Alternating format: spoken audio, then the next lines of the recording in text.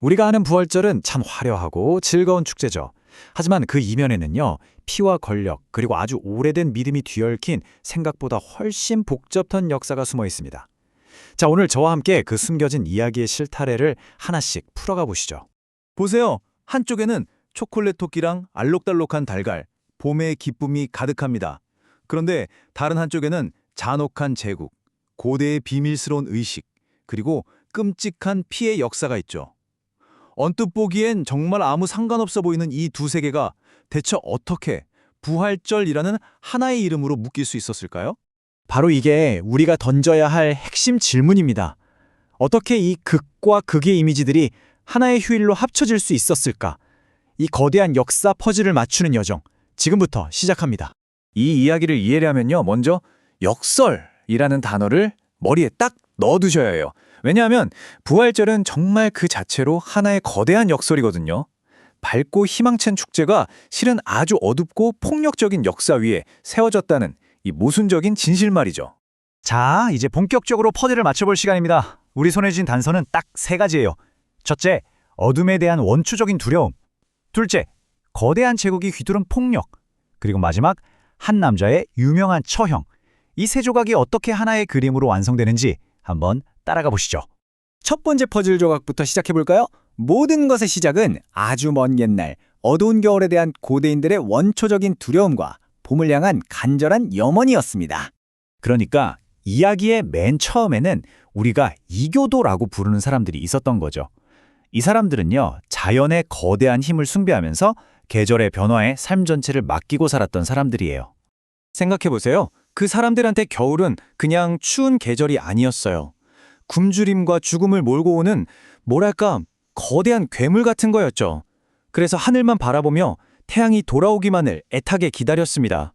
그러다 마침내 그들이 그토록 기다리던 춘분이 찾아옵니다. 바로 낮과 밤의 길이가 똑같아지는 그 순간. 이건 그냥 날짜가 바뀌는 게 아니었어요. 빛이 어둠을 이기기 시작하는, 그러니까 죽음에 대한 생명의 승리를 선포하는 그런 날이었던 거죠. 이 봄 축제의 한가운데에 에오스트레라는 여신이 있었습니다. 새벽과 생명을 관장하는 여신이죠. 근데 이 이름 어디서 많이 들어본 것 같지 않으세요? 맞습니다. 우리가 지금 부활절을 영어로 이스터라고 하잖아요. 바로 이 여신 이름에서 직접 따온 거예요. 정말 신기하죠? 그리고 바로 여기서 우리가 아는 토끼랑 달걀이 등장합니다. 왜 하필 토끼랑 달걀이었을까요? 토끼는 아시다시피 번식력이 엄청나잖아요. 그래서 새로운 생명, 다산의 상징이 된 거고요. 달걀은 어때요? 겉으로 보면 그냥 차가운 돌멩이 같은데 그 안에서 새로운 생명이 태어나잖아요. 그야말로 부활의 마법을 보여주는 완벽한 상징이었던 거죠. 자, 이제 무대를 확 바꿔보겠습니다. 북유럽의 숲에서 저 멀리 중동의 뜨거운 도시 예루살렘으로 한번 가볼게요. 시간은 1세기. 로마 제국이 세상을 지배하던 아주 팽팽한 긴장감이 감돌던 그런 시대입니다. 당시 예루살렘에 살던 유대인들은요, 로마 제국의 억압에 정말 신음하고 있었어요. 엄청난 세금에 강요된 복종, 하루하루가 숨 막혔겠죠. 자유에 대한 갈망이 도시 전체에 가득 차 있었습니다. 도시는 정말 언제 터질지 모르는 화약고 같았는데 바로 그때 예수라는 인물이 나타납니다. 그의 등장은 모든 사건의 도화선이 됐죠. 기득권 세력인 종교 지도자들은 폭동을 두려워해서 그를 제거할 음모를 꾸몄고 제자 유다의 배신으로 예수는 결국 체포됩니다.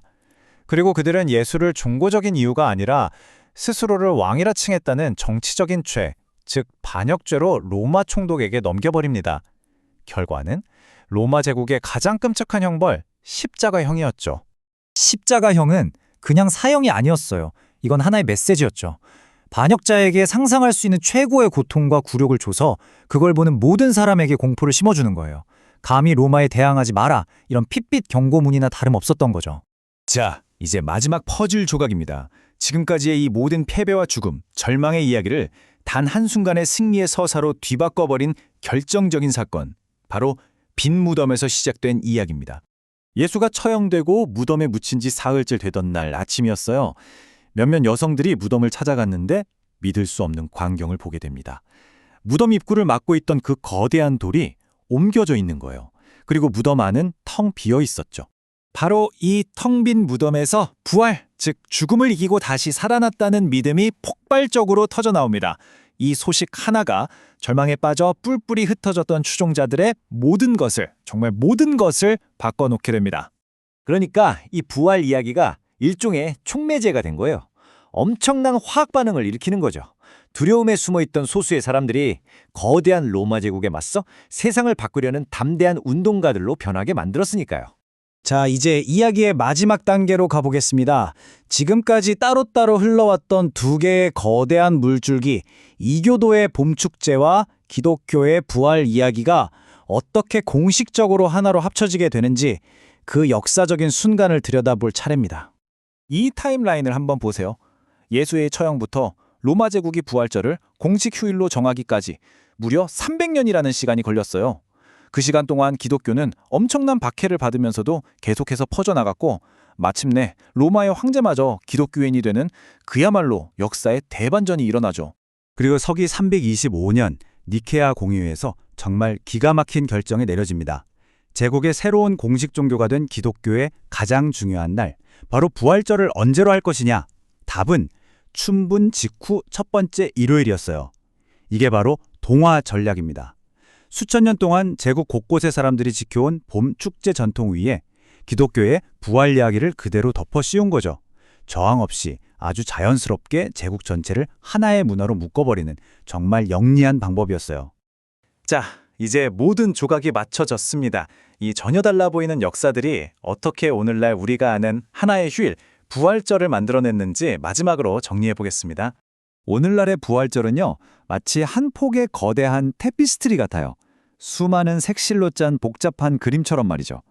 저 먼 옛날 이교도들이 태양을 숭배하던 실, 로마 제국의 피비린내 나는 정치의 실, 그리고 빈 무덤에서 시작된 기독교 신앙의 실, 이 모든 실들이 수천 년의 시간을 거치면서 함께 엮여서 만들어진 하나의 예술작품인 셈이죠.